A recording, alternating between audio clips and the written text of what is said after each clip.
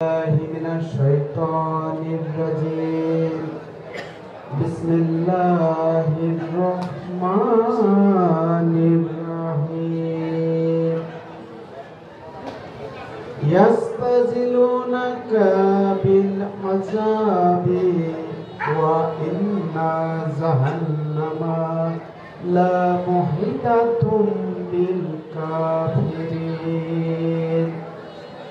وقال تعالى في شأن حبيبه إن الله وملائكته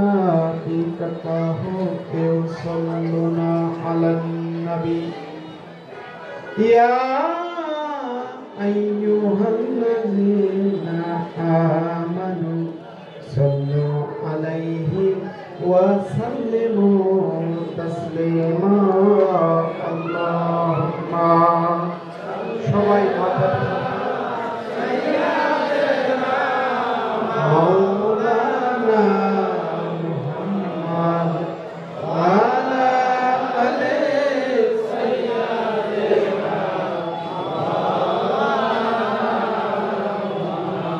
টানিয়া চলো জান গুণ টানিয়া চলো জান গো নইলে নৌকা ভাটির টানে হয়ে যাবে খুন টানিয়া চলো জান গো। আল্লাহুম্মা সাল্লি আলা সাইয়্যিদিনা মাওলানা মুহাম্মদ ওয়া আলা আলি সাইয়্যিদিনা।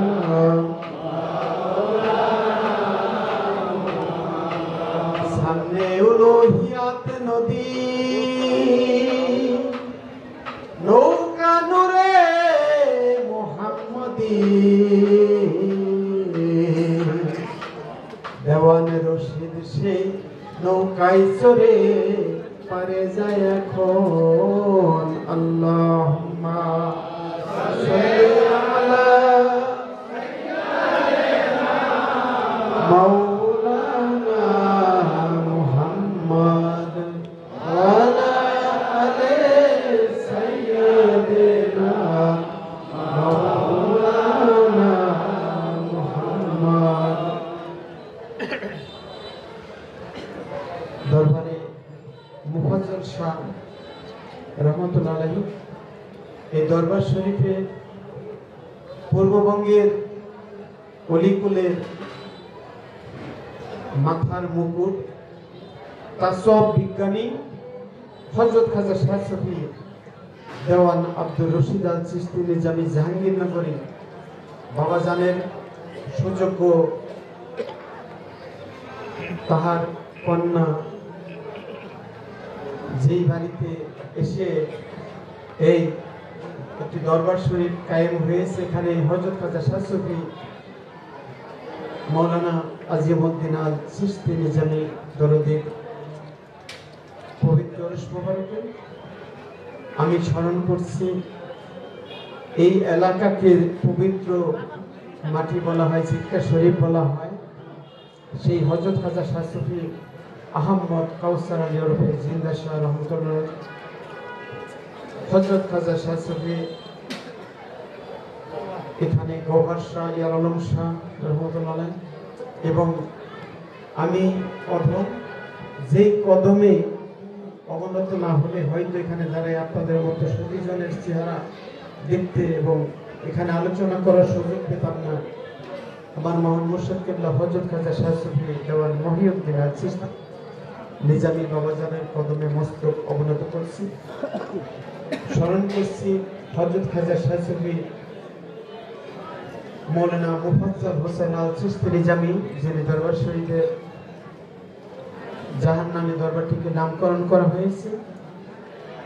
এবং আমার অত্যন্ত আত্মার মানুষ এসে যখন দেখেছি এখানে বসা হযরত খাজা শাহ শফি বুলবুল আহমেদ আল চিশতি নিজামী, আমার অত্যন্ত আত্মার ভাই, যার সাথে আমার দীর্ঘ কত আলোচনা হয়েছে গভীর নিষিদ্ধ জেগে সেই মানুষটা। এবং আমি আমার জিজ্ঞা শরীফের যাদের কদমে, যাদের চরণে আসলে আমার মহান মুর্শিদের সেই আরিফে নজর যদি আমার সামনে থেকে গেছে, যাদের চেহারা দেখলে আমি তাদের মধ্যে সেই চেহারাটা পাই। হযরত খাজা শাহ সুফি আবুল বাশার আল চিশতি জান আমার চাচা যান, এবং আমার ছোট্ট মিয়া ভাইজান হযরত খাজা শাহ সুফি মুস্তাফা আল চিশতি রিজামি। এবং এখানে যিনি বর্তমানে আলোচনা হয়েছিল, আমি আধুনিক এই যুগের যারা সুফিবাদের চর্চা করে, আধ্যাত্মিকতার চর্চা করে, তাদেরকে আমি একটি মেসেজ দিয়ে যেতে চাই। হয়তো আমি থাকবো না, তারপরেও আমার বাবাজি হযরত খাজা শাহ সুফি দাউদ হুসাইন আল চিশতি নিজামী তার যে লেখার ধারা, সেগুলো আমি দেখি, আসি, কথা বলি, এবং তার যে সুফিবাদের চর্চা হয়তো অদূর ভবিষ্যতে আপনারা জানতে পারবেন। অত্যন্ত গভীর জ্ঞান রাখি আত্মার তত্ত্বের মধ্যে, নিজের একটা মানুষের তত্ত্বের মধ্যে, নিজের মধ্যে নিজেকে ভাগ করে দেখা, সেই জায়গার মধ্যে এই জায়গায় যারা উপস্থিত আছেন অত্যন্ত জ্ঞানীগুলি সতীজন, আমি সবার হয়তো নাম জানি না, কিন্তু আপনাদের কদমে আমার মস্তক রেখে আমি বলছি কথা, কারণ এই মাটিটা আমার কাছে অত্যন্ত শ্রদ্ধা সম্মানের। এখানে কাউকে আমি সালাম দিব, শান্তি দিব, তা আমার কাছে নেই বাবা। আমি শান্তি কামনা করি, মহান মালিক যেন তাহার তরফ থেকে রুহানি ভাবে আমাদেরকে শক্তিশালী করিয়া তোলে, যেইভাবে তিনি আদমকে শক্তিশালী করেছিলেন, তাই না? আল্লাহ বলেছেন, আমি আমার মধ্য হইতে রূহ উদ্গার করি, আদমকে শক্তিশালী করিয়াছি। তদ্রূপ ভাবে বর্তমান জামানার মধ্যে এই গুরু মহাগুরুগণ রূপবিরাট পর্যায়ে থেকে রূহ উদ্গার করে কর্দমাক্ত পচা মানুষগুলোর মধ্যে রূহ জাগ্রত করে দিয়ে ফুৎকার করে দিয়ে এই মানুষগুলোকে আদম দলভুক্ত করে দিচ্ছেন। ছিটকা শরীফের মাটি, এই জায়গার মাটি তাসওয়াফের মাটি। আলোচনা যেখানে এসে দাঁড়িয়েছে, আমার ভাই মাওলানা মুফাজ্জল চিশতি বলতেছিল যে ইয়াখরুজু মিনহুমাল লুলু ওয়াল মারজান, ওই সাগরের তলদেশ থেকে আমি মণি এবং মুক্তা, মতি এবং প্রবাল, দুই রকমের মূল্যবান বস্তু উৎপন্ন করি। দেওয়ান বাবা কি বলেছে? দেওয়ান রশিদ বলে, চিনতারে কামেলেনি মুর্শিদ ধরে, দেখাবে সে দুই নয়নে মতি মুঙ্গারি কিরণ। ঠিক না? যেই বস্তু সাধনা করে দেখতে হয়, বুঝতে হয়, জানতে হয়, ওই সাগরের তলদেশ থেকে যার মণি মুক্তার উৎপাদন শুরু হয়ে গেছে, ওই ব্যক্তি যাহা বলে তাহা নিজের কথা বলে না, ওই ব্যক্তির কালাম হয় মাহফুজুল কালাম থেকে। এই জন্য আমি সূরা আনকাবুত 54 নম্বর আয়াত থেকে পাঠ করেছি, সেখান থেকে কথাটা বলতে চাই। আল্লাহ কোরআনে বলেন, ইয়াস্তাজিলুনাকা বিল আযাবি, কিছু মানুষ বলতেছে নবীজি, হে নবী আপনি কেন বলেন না আযাব কবে আসবে, আযাব কবে আসবে? কিছু মানুষ আছে না, ধারণা করছে মরার পরে কবরের মধ্যে ওইখানে সুড়ঙ্গ হবে, আগুন যাবে। কথা ঠিক আছে, কবরটা কোথায় হবে? আমার অনেক হিন্দু ভাই আছে এলাকায়, বললে নিয়ে পুরাই ভস্য করে না, আর কবরই হয় না। সেদিন একটা বিমান দুর্ঘটনায় আমাদের এলাকায় একটা দুর্ঘটনা ঘটলো বাংলাদেশে, অনেক মানুষ ওখানে মারাই গেল, তাই না? অনেকে পানির মধ্যে পড়ে মারা যায়, কবর হয় না। তাহলে কি হবে? তার আযাব হবে কিনা? এই কবরটাই আমাদের চেনা হচ্ছে না, সেখানে আমি কিছু কথা বলতে চাই। লোকজন বলতেছে, হে নবী আযাব আসে না কেন, আযাব কবে আসবে? ঠিক ওই আয়াতের মধ্যে আল্লাহ বলে দিলেন, ওয়া ইন্না জাহান্নামা লা মুহিতাতুম বিল কাফিরিন। এটা আল্লাহ বলতে পারেন, নাউজুবিল্লাহ। আল্লাহ বলতেছেন তারা মূর্খ, তারা বুঝে না, জানে না। নিশ্চয় ইন্না জাহান্নামা, নিশ্চয় জাহান্নাম লা মুহিতাতুম, তাদেরকে বেষ্টন করে রেখেছে। তারা আসলে জাহান্নামের মধ্যে নগদেই রয়েছে, কিন্তু বুঝে না। আয়াতটা কার? সূরা আনকাবুত আয়াত 54 আধুনিক যুগ, একটু সার্চ দিলে পেয়ে যাবেন। তার মানে এই মানুষগুলো জাহান্নামের মধ্যে অলরেডি বেষ্টিত হয়ে রয়েছে। কাফের যারা, কাফের কাকে বলে? যে আত্মপরিচয় ঘটাইতে পারে নাই, যার মন মস্তিষ্কের মধ্যে বিরত নানান কল্পনার চিত্র, বিষয় বাসনা এসে তাকে কি করে? অস্থির করে দেয়, চঞ্চল করে দেয়। মন প্রভুর ইবাদতে স্থির নয়, শান্ত নয়, ঠিক না? একটা হলো, খেয়াল করেন, সবাই যে আলোচনা করেছে ওখান যাচ্ছেন, আমার আলোচনা একটু ভিন্নই হবে, এটা আপনারা অনেকেই জানেন। একটা দরিয়া হলো এমকান, কি? একটা দরিয়া হলো এমকান, আরেকটা দরিয়া হলো ওয়াজিব। এই ওয়াজিব এবং এমকানের মাঝে কামেল মুর্শিদ একটা বর্জক, একটা বাদ তৈরি করে দেয়। নূরে মুহাম্মদীর বর্জক, নূরে মুহাম্মদীর বাদ, এই কথাটা ঠিক আছে? এই মুহাম্মদী বর্জক বাদের কারণে মন মস্তিষ্কের মধ্যে নানান রকমের চিত্র ঢুকে মস্তিষ্কে জমা হতে পারে না। কারণ কি? ওই ব্যক্তি সর্বক্ষণ একটা সালাতের মধ্যে রয়েছে। সালাত কয় প্রকার? 7 প্রকার, তাই না? আমি 7 প্রকার সালাতের কথা এখন করতে পারবো না, তবে 7 প্রকার সালাতের কথা আমরা জানি। এই দাইমি নামাজ যদি কায়েমি হয়, কায়েমি হলে ওই ব্যক্তির অঙ্গ প্রত্যঙ্গটাই তখন নামাজে রূপান্তরিত হয়।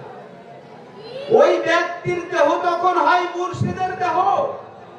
ওই ব্যক্তির মধ্যে যখন মুর্শিদ রূপ শক্তি, গুরু রূপ শক্তি প্রবেশ করে, তখন গুরু ওই ব্যক্তির হেফাজতকারী হয়ে যায়। এই অবস্থায় বলা হয় ফানাফিস হয়, একটা সাহিত্যের মধ্যে ফানা। এইরকম একটা অবস্থায় যদি কেউ পৌঁছায়, ওই ব্যক্তির আর জাহান্নামের ভয় নাই। ওই ব্যক্তি কমপক্ষে জান্নাতি মাকান পাবে। এই সুরত, এই দেহ পার হয়ে আরেকটা দেহ যাওয়ার পর এই জায়গাটাকে কি বলে বাজান? কঠিন মনে হচ্ছে এই জায়গাটার নাম বলছিলাম, আমি বলে যাই।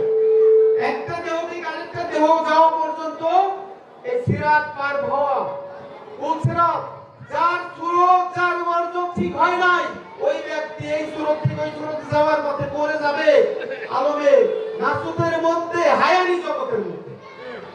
এই জন্য যদি ইনসানিয়ত ঠিক রাখতে চাই, তাহলে আমার ইনসানি বর্জ গঠন করতে হবে 1 নম্বরে। তারপর যদি আল্লাহর ওলি হতে পারি, মুক্তি লাভ করতে পারি, ওয়াজিবুল উজুদ জ্যোতির্ময় দেহ, সেই দেহ দ্বারা আমি শক্তিশালী হয়ে রুহুল কুদসি, আইয়াদনাহু বিরুহিল কুদসি, কোরআনে বলেছে এই মানুষগুলোরে আল্লাহ নিজে রুহুল কুদসি দ্বারা শক্তিশালী করেছে। সুবহানাল্লাহ। দেখতে যদিও সে আর আমি একরকম দেখা যায়, ওই মানুষ আর আমি এক নই। ওই ব্যক্তি খাবার খায়, হাটে বাজারে চলাফেরা করে, ওই ব্যক্তির পোলাপান আছে, তারপরেও সে আমাদের মতো নয়। সর্বকালের কাফিররা বলতো কুরআন ওয়া মা আনতা ইল্লা বাশারুম মিসলুনা, এ আবার কেমন নবী? হাটে বাজারে চলে, খানা খায়, বউ পোলাপান আছে, ব্যবসা বাণিজ্য করে, তা আমাদের মতোই মানুষ। ইদানিং কালের অনেক মানুষ বলে নবী আমাদের মতো।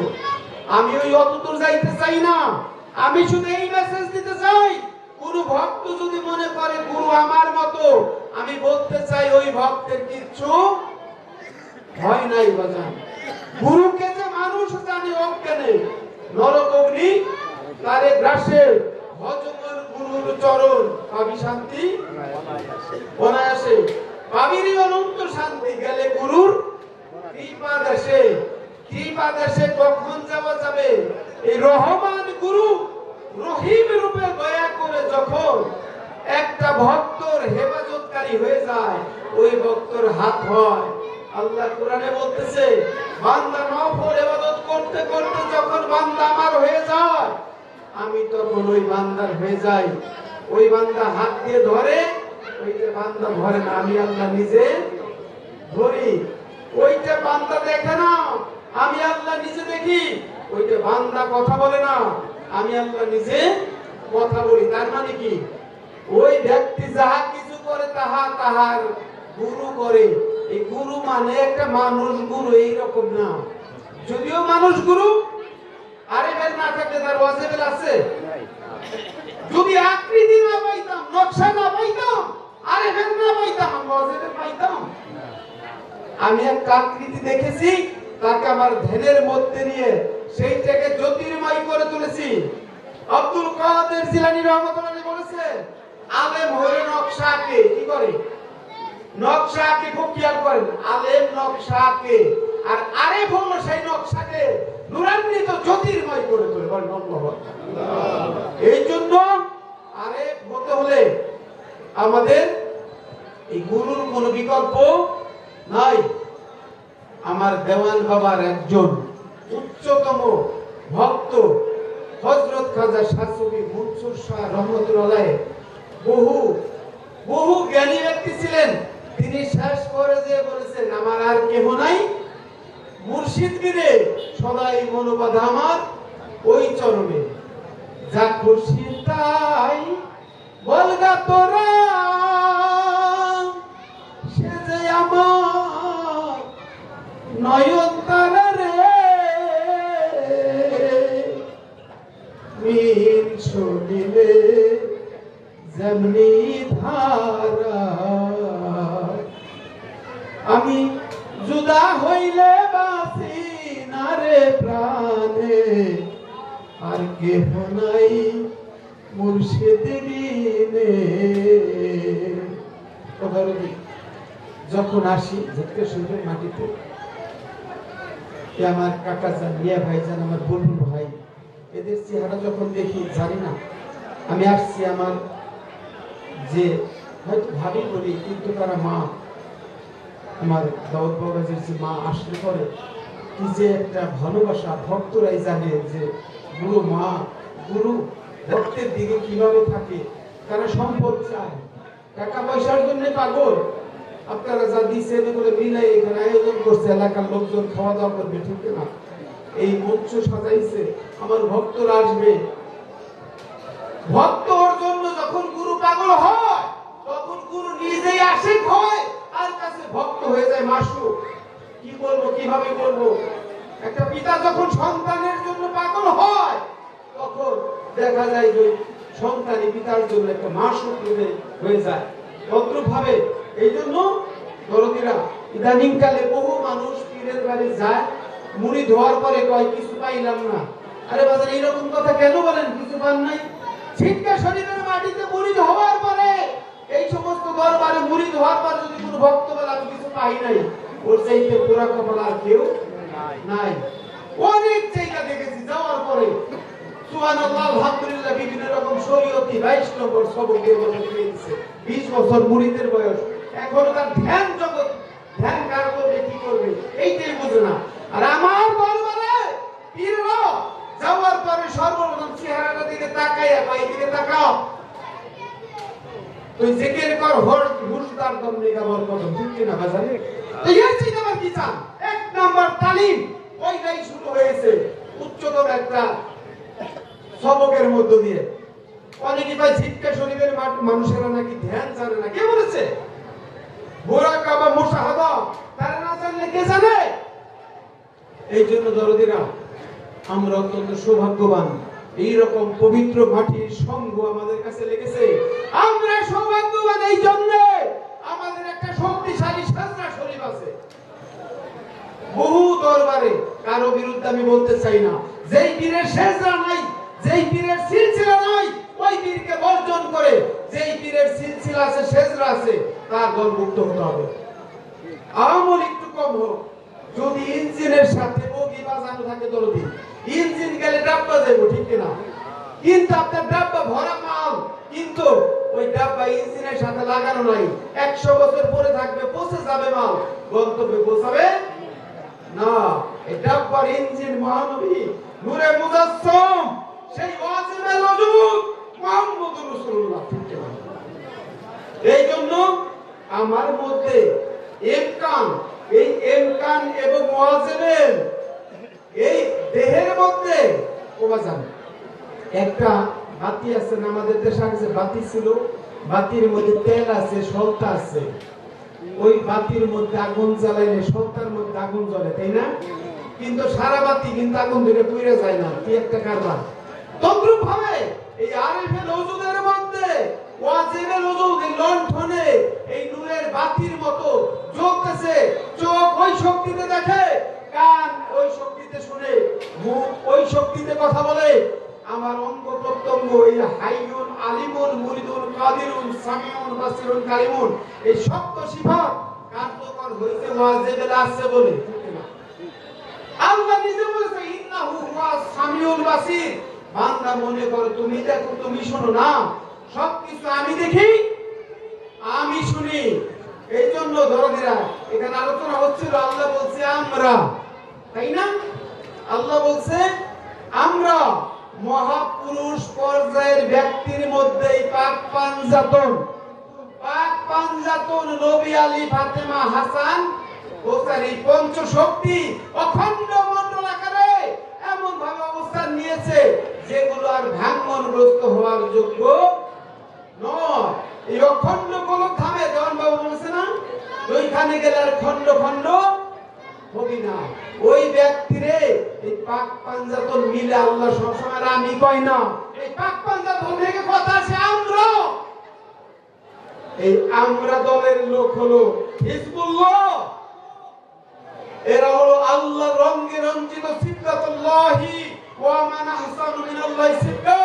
আল্লাহ রঙে রঞ্জিত ব্যক্তি, এই ব্যক্তিকে দেখলে আল্লাহকে দেখা হয়, এই ব্যক্তির আনুগত্য করলে আল্লাহর আনুগত্য হয়।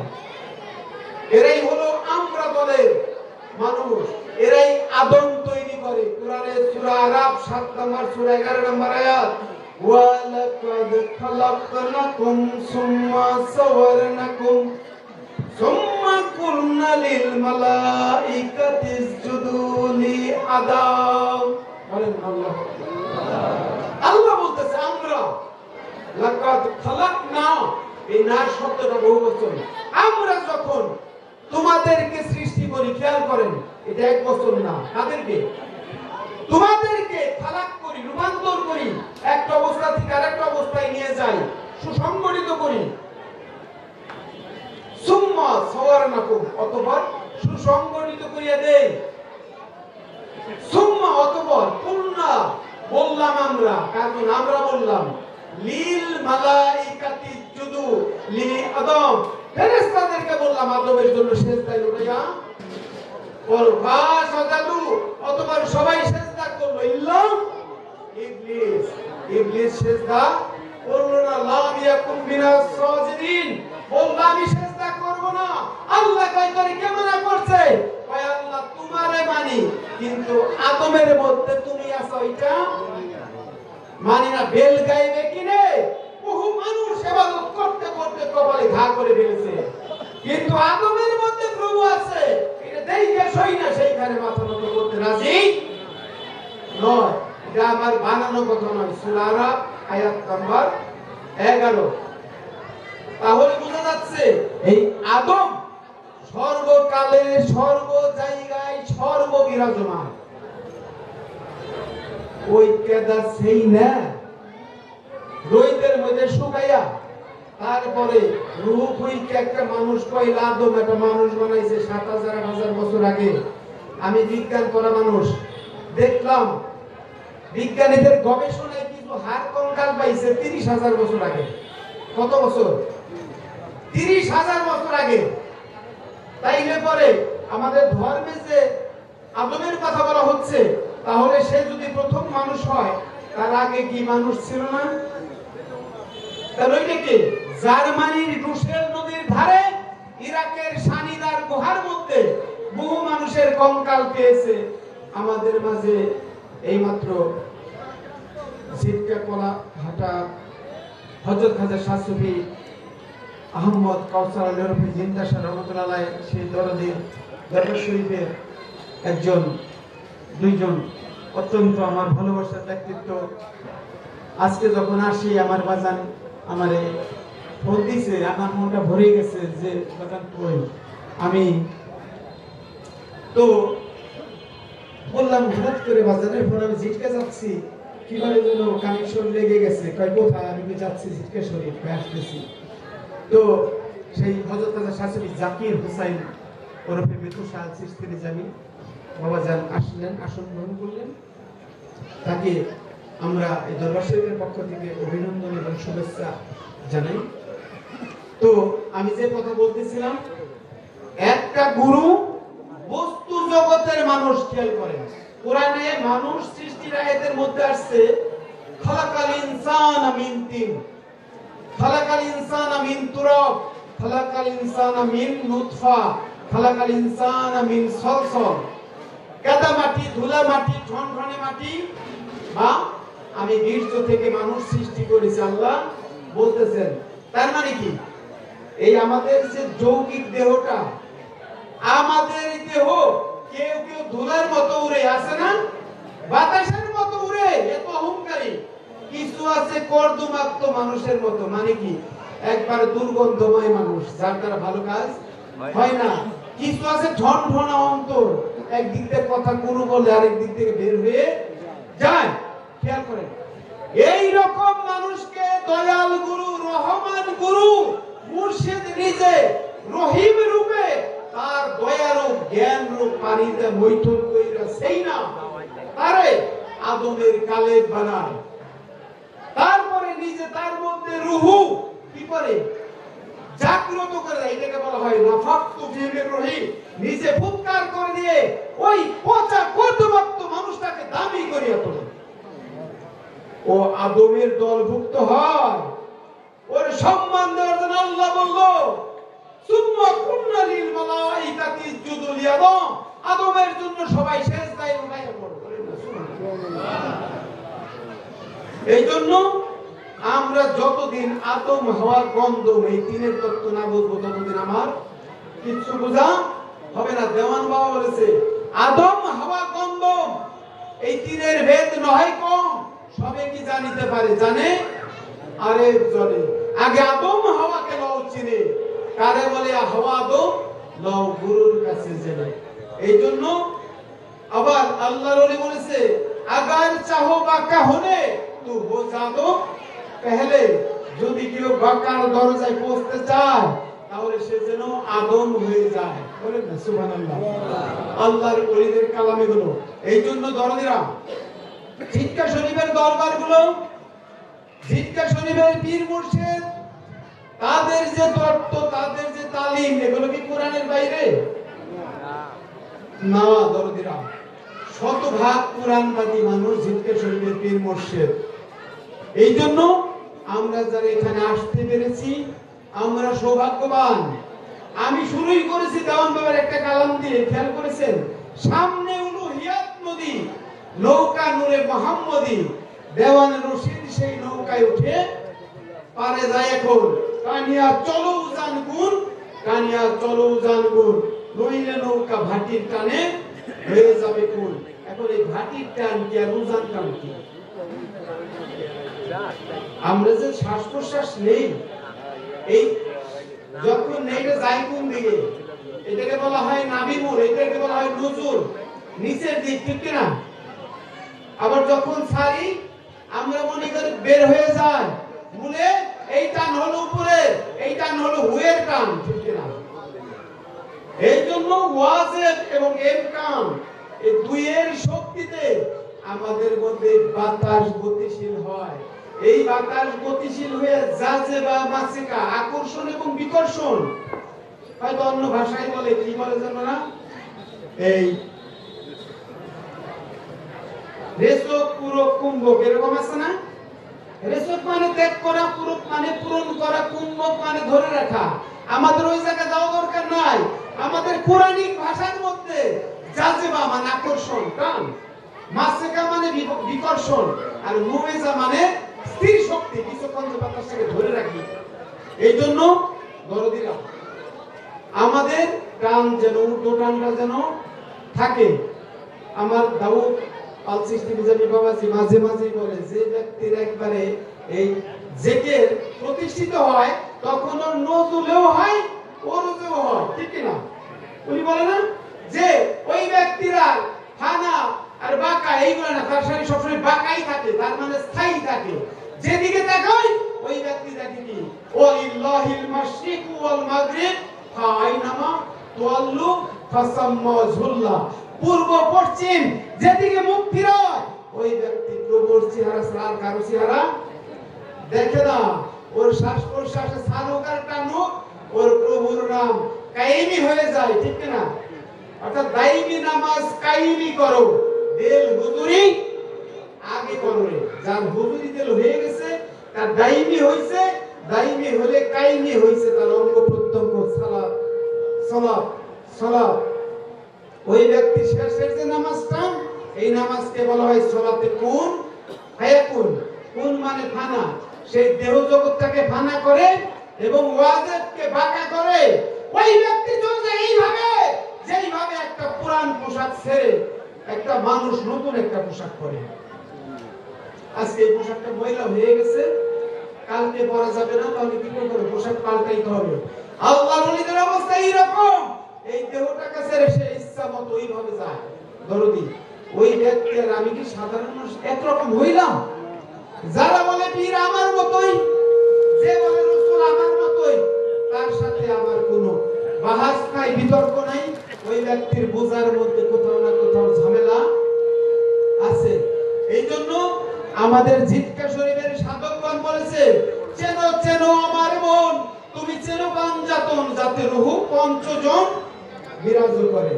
এখন আমার আরেফে ওজুদের মধ্যে বাজার খেয়াল করেন, ওজুদ কয়টা? 5টা না? আমাদের জিতকা শরীফের তালিমে 5টা ওজুদ, 5টা দেহ। কেন 5টা দেহ হইল? নূর, বায়ু, পানি, মাটি, আগুন, পঞ্চশক্তি না? তাহলে 5টা জাত দিয়ে যদি দেহ তৈরি হয়, তাহলে কি 5টা জাতের 5টা দেহ থাকবে না? তাহলে এখন 5টা দেহ, তাহলে এই দেহ কার্যকর হওয়ার জন্য 5 রকমের স্বভাব থাকবে না? এই 5 রকমের স্বভাবের বাংলা হইল, আরবিতে বলা হয় নফস, বাংলায় হইল খাসিরত। আছে না? কিছু মানুষ আছে দেখতে মানুষ, কিন্তু পশুর মতো কাজ করে, হাসদ, বগজ, কেনা, কেবে, লাইনসাফ, এগুলো নফস আম্মারের গুণ না? আবার কিছু মানুষ ইলহাম, ওহী, হিকমত, এগুলোতে চলে। ওই ব্যক্তির মধ্যে মুতমাইন অর্থাৎ ইনসানিয়াত জাগ্রত, তাই না? দেখতে একই মানুষ। আমি বলতে চাচ্ছি এই 5 রকমের খাসিরত প্রকাশ হইল কেন? কারণ 5টা জাত 5 রকমের স্বভাব প্রকাশ করেছে। স্বভাব কোথা থেকে আসলো? স্বভাব কোথা থেকে আসলো? এই স্বভাব আসলো হলো রূহের শক্তি থেকে। খেয়াল করেন, এই একই জাত নূর জাত, সেই নূর জাত গঞ্জমুখী, সে নিজেকে জাহের করার জন্য একবারই নূরে এসে আরো 4টা বস্তু, কোনটা? আগুন, পানি, মাটি, বাতাস। এই চতুর্ভুজের সাথে একবারই নূর পঞ্চশক্তি মিলে সেই নূর জাতের জাহের প্রকাশ ঘটেছে। এখন এই প্রকাশ ঘটলো যে আমি যদি আরেফে ওজুদ না দেখি, বাহ্যিক আকার আকৃতি না দেখি, তাহলে আমি ওয়াজিবকে সাবিত করতে পারবো? বাজান, আমার কথা বোঝা যাচ্ছে? পারবো না তো। আমি বলতে চাচ্ছি, অনেকে কয় আমি তো গুরুর কাছে মুরিদ হইছি, তাহলে আবার এই গুরুর আমার এত খেদমত করা লাগবে কেন? লাগবো তো। আরেফে না থাকলে ওয়াজিবের পাওয়া যাবে না। আমি বারবার একটা কথা বলতেছি, এই জন্য এই গুরুরাকে যদি নিজের জানের চাইতে বেশি ভালোবাসা যায়, তাহলে নিজের মধ্যে সেই রব গুরু, প্রভু গুরু জেগে উঠবে, নচেত কাজ হবে না বাজান। কারণ এই দর্পণ, এই দর্পণের মধ্যে যদি আমি দাঁড়াই, তাহলে না আমার লাসানির ভাবে আত্মদর্শন করতে পারবো। এই জন্য দরদিরা, জিতকা শরীফের তালিম পাওয়ার পরে একটা ব্যাগের মধ্যে ঢুকাই রাখলে বা পরে মুখস্থ করলে, 4 দোকানে যদি আমি গল্প করি আমি মহাপণ্ডিত হয়ে গেছি, এরকম মনে করার কিছু নাই। আহমদ কাউসার জিন্দা শাহ বাবা তিনি বলেছেন, শুধুমাত্র কথা বেছে নাই খাবে ভাই, মেহনত করিয়া দেখো খোদার খোদাই। মেহনত করতে হবে, রাত্রি জেগে কিছুক্ষণের জন্য হলেও দুনিয়াকে পিছনে ফেলতে হবে। বন্ধুর নিশানা করে কিরকম? উনি বলতেছে যে একটা পাখি বসে আছে, নলের মাথায় নল দিয়ে পাখির দিকে যে ধরে পাখি শিকারি, ওর দৃষ্টি পাখি থেকে সরে না, সরে না, তার দৃষ্টি পাখির দিকে, একটার পর একটা নল দিয়ে সে পাখিকে কি করে, শিকার করে, তাই না?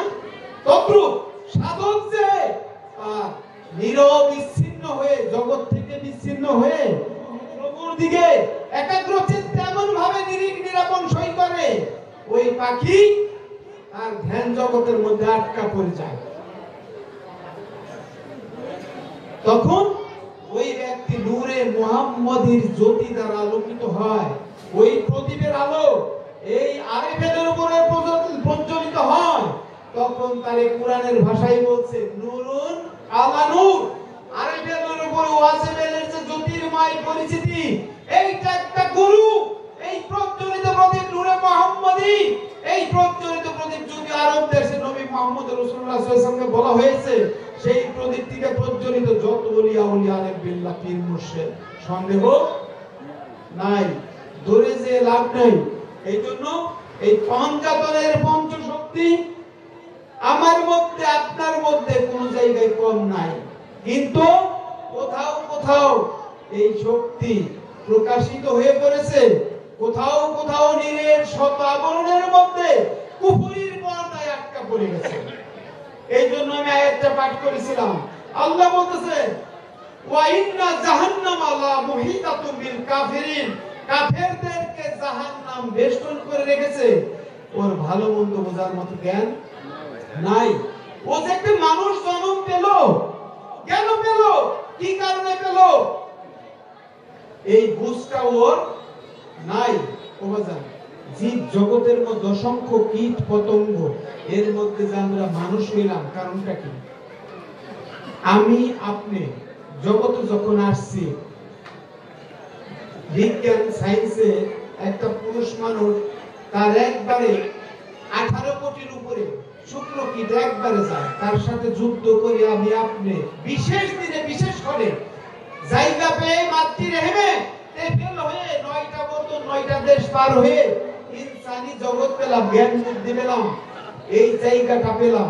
তাহলে আমি যদি এই জায়গাটা হারাই ফেলি, তাহলে আমার জন্য এসে দুঃখের আর কিছু আছে?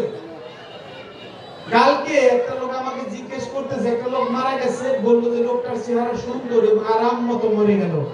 আর কিছু মানুষ একবার কুৎসিত হয়ে যায়, কারণ কি?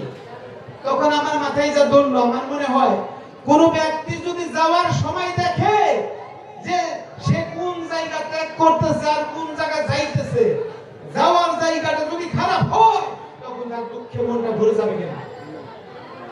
যেই মাকামে আছে যদি দেখে সেটা নিম্ন কোন দুঃখের জায়গায় যাচ্ছে, তাহলে কি তার মনটা খারাপ হয়ে যাবে না? সে বলবে প্রভু ফেরত পাঠাও, আমি কিছু ভালো কর্ম করে আসি। তখন উত্তর আসবে আর ফেরত পাঠানো হবে না, সুযোগ দেওয়া হয়েছিল। আর কোন ব্যক্তি যদি দেখে আমি যেই মাকাম ত্যাগ করতেছি, আমার আগামী মাকামটাই থেকে উন্নত এবং সুন্দর ভালো জায়গা, ওই ব্যক্তির খুশি লাগবে কিনা? এই জন্য কিছু মানুষের যাওয়া ওরস আনন্দের, তাই না? আর কিছু মানুষের যাওয়াটা দুঃখের। এই জন্য দরদিরা, আমরা যেন কবরবাসী হয়ে না থাকি। যে দেহটার মধ্যে সালাত নাই, নামাজ নাই, সালাত ওইটা কবর। বলতে পারি এটা কি রকম? সালাত নাই কি রকম? যে আমি একটা মুর্শিদের কাছে গেছি, সে আমার অন্তর জগৎকে আলোকিত করে দিয়েছে, প্রজ্বলিত করে দিয়েছে নূরে মুহাম্মাদের বাতি। তাহলে আমি কি বেনামাজি হতে পারি? আপনি কি বেনামাজি হতে পারেন? যে প্রভুকে স্মরণে ধ্যানে জ্ঞানে রাখে, প্রভুকে সর্বদাই স্মরণে রাখে, সে কি বেনামাজি? না। অর্থাৎ তার ভিতরে সালাত প্রতিষ্ঠিত হয়েছে, ওই ঘরটার কবর না। আর যে ব্যক্তির দেহের মধ্যে সালাত প্রতিষ্ঠিত হয় নাই, ও বর্তমানেও কবরে, ও যখন দেহ ছাড়বো তখনও অন্ধকার একটা কবরের জগতে যাবে। জাহান্নামের জগৎকে বলা হয়েছে চামড়া পুরানো পাল্টানোর জগৎ। অর্থাৎ সেই জায়গা চামড়া পূর্বে আবার নতুন চামড়া গজাবে, দেহ পুড়ে যাবে আবার নতুন দেহ গজাবে। একটা কথা স্পষ্ট করে যায়, শেষ কথা আমার বেশি বলবো না। সেটা হলো, অনেকে কয় ইসলাম জন্মান্তরবাদ স্বীকার করে কি করে না? ইসলাম জন্মান্তরবাদ স্বীকার করে না। কেন করে না? কি জন্ম হয় বলেন তো? আপনি আমি যে মূল সত্তা, এটা কি বারে বারে জন্ম হয়? কিন্তু আদি নূরি সত্তা, এই নূরি সত্তাকে এইটারে খালাক করছে, সৃষ্টি করছে, এইরকম আয়াত আমি পাই না। পাই হলো দেহের জন্য। আল্লাহই তো বলতেছে চামড়া পড়ে যাবে, আবার চামড়া পাল্টাবে, ঠিক কিনা? পরিবর্তন করবে। দেহের জন্য জন্ম মৃত্যু থাকতে পারে, চামড়া পাল্টানো পুরানো থাকতে পারে, কিন্তু মৌলিক যে সত্তা, তার জন্য কোনো জন্ম মৃত্যু নাই।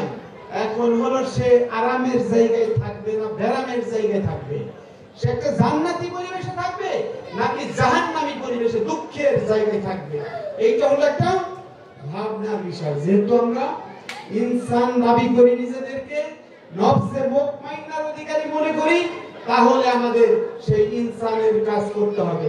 আল্লাহ বলেছেন ওয়া মা খালাকতুল জিন্না ওয়াল ইনসা ইল্লা লিয়াবুদুন, একমাত্র জিন এবং ইনসান এই দুইটা জাতি আল্লাহর ইবাদত করার যোগ্য, আল্লাহর পরিচয় পাওয়ার যোগ্য।